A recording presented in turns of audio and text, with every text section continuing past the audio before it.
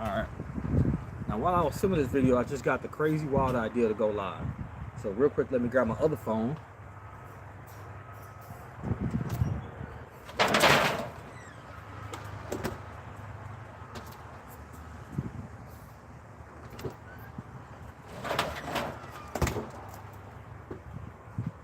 So that I can see the comments. Let's see.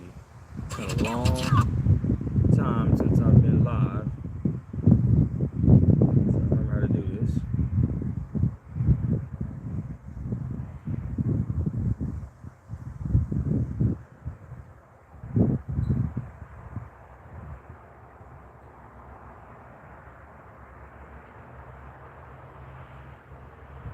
Don't know how to do this. It's been a long time.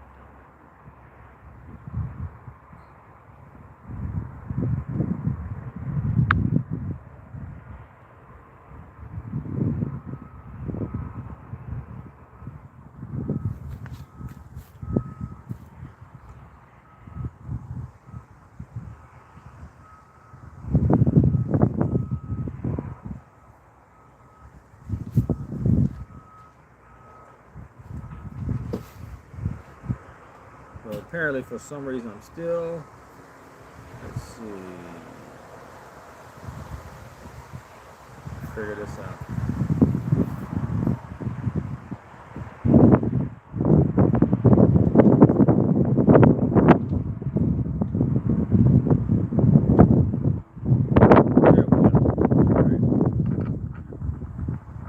It's a little windy. Alright, so as I was making the video, I just got the wild hair to go live. So here's my three 12-inch cuttings. I'm going to do three 6-inch cuttings. I'm not going to mess around with the thin cuttings.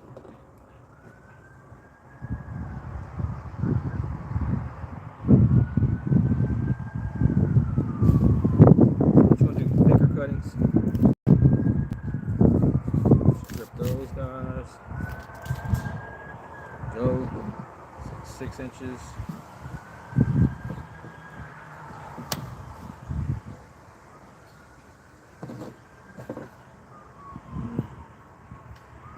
I'll go ahead and do back to nature, you shall return.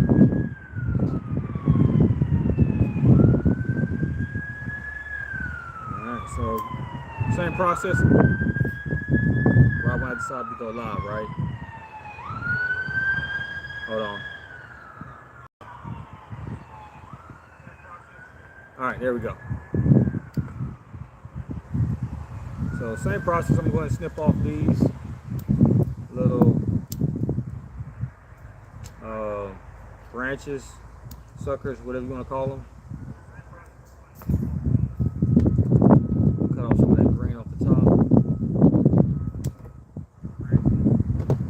3 6 inches. Oh, that's going to go in the compost. Now I'm going to go ahead and make one more.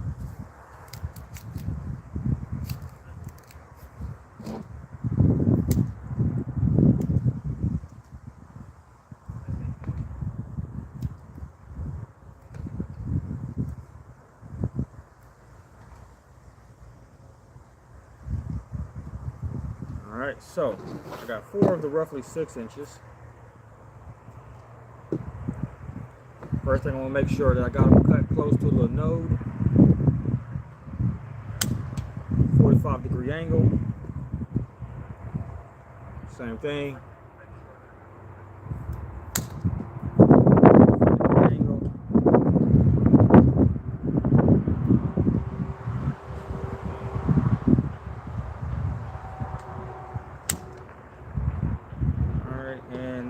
all my 6-inch pieces. And then I got some 12-inch pieces.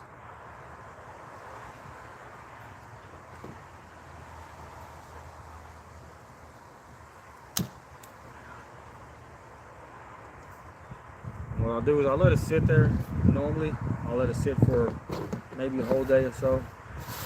Clean that area up right there. And got some potting soil mixed with some pine bark nuggets. And I got some rooting hormone. All I'm simply gonna do, don't take much. I'm gonna stick it in there as far as possible.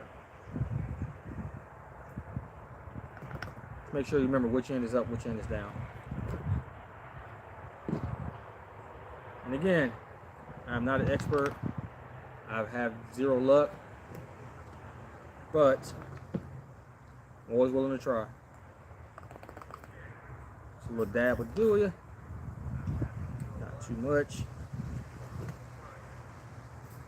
This time I'm gonna try to go as far down as possible, so I might try to, bury at least like 3 inches on the 6-inch one, and on the 12-inch one maybe 4 or 5 inches. Don't know if that's gonna make a difference, but we shall see.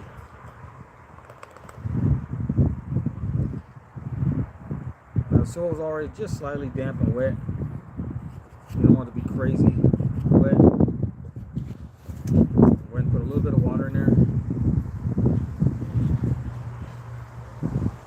From my understanding, you don't want to fertilize it. And these are my hibiscus. I don't know if they're tropical or colorful. We're going to mess around and find out. Cuttings. So what I'll probably end up doing is putting them in my homemade grow tent. I'll show you that later. It's a changing table that I turned into a grow tent. But this guy will probably end up going in there.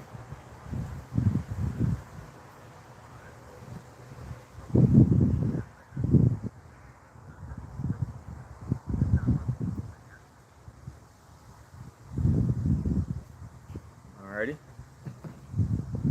All that organic material is going to go in my compost bin. And essentially, that's how you propagate hardwood cuttings. Like I said, still learning. Earlier, previous video, I showed you how I would do my mint cuttings, basil cuttings, things like that. They're super easy. Those I generally water propagate, and I'll just wait till that kind of hardens over a little bit. Reduce the chance of it kind of wilting or getting mold or fungus or rotting, and then I'll just stick it in there. I don't put anything in the water. I don't put rooting hormone on it. Honestly, I just stick it in there. And usually, man, I'll put these under the grow light 2 or 3 days, and I'm getting roots. So this is tiger's ear.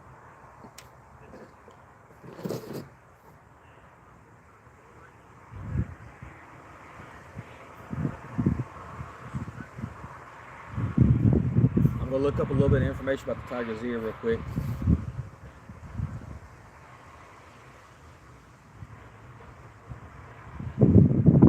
Tiger's ear.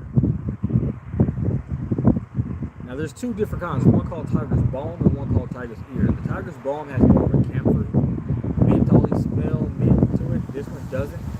So this one is going to be tiger's ear. I'm looking at the technical name for it.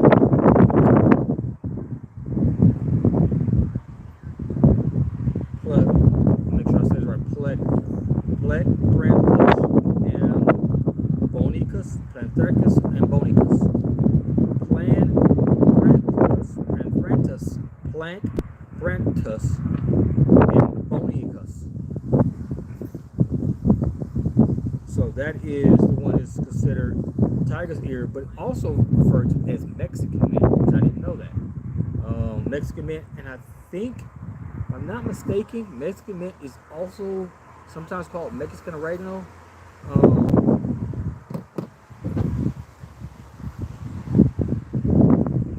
Really smells like apple mint. It doesn't have oregano smell. It really does have a mild minty smell, and it's really thick and really thick leaves. But Supposed to be a great digestive aid, great antimicrobial, has antioxidants, makes great tea.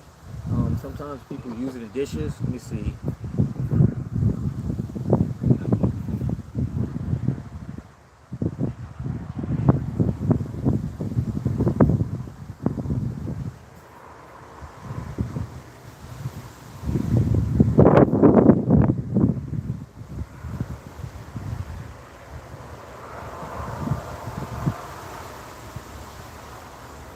Honestly, I'm not seeing a lot of information about it, which again, take it for what it's worth. Someone told me what Tigers meant. I might have to do a little bit more research to see if it's called something else.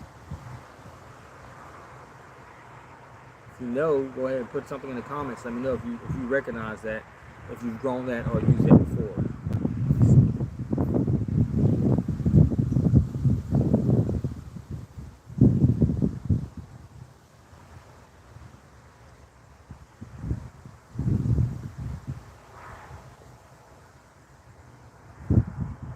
Make sure I am jumping in the chat.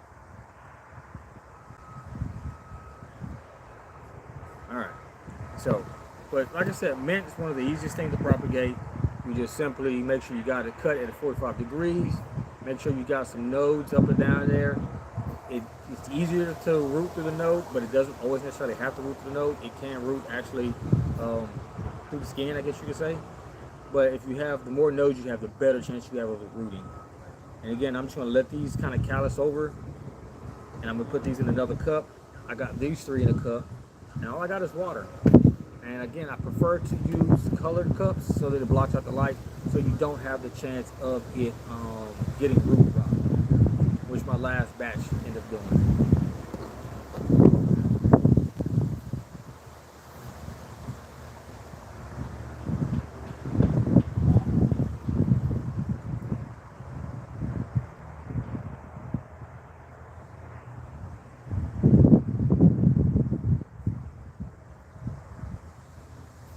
Next, I'm gonna go ahead and, I guess while I'm out here, got nothing else to do.